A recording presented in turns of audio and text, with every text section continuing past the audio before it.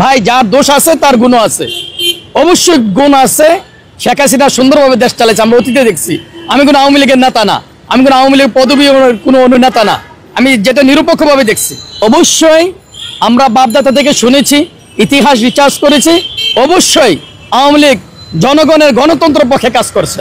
আমার মতো আমরাও বিভিন্নখানে বিভিন্ন কথাবার্তা বলতাম যে আমরা আগেই ভালো ছিলাম, যেহেতু আমরা সন্ধ্যার পর ঘরতে বাড়িতে এখন ভয় লাগতেছে।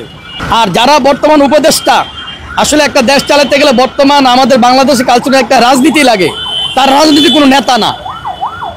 বর্তমান প্রেক্ষাপটে রাজনীতিক নেতারাই দেশ চালাতে পারবে আমার দৃষ্টিতে। আসলে বর্তমান যে অবস্থা দেখেছি, এই সিচুয়েশনের উপরে দেখছি যে অবশ্যই আওয়ামী লীগ সরকার দেশ ভালো চালাইছে গত 15 বছর। বলবো যে যারা ভালো চালাতে পারবে তারাই দেশ পরিচালনা করুক। সুষ্ঠু নির্বাচন হলে আমার মনে হচ্ছে আওয়ামী লীগই আবার ক্ষমতা ফিরে পাবে।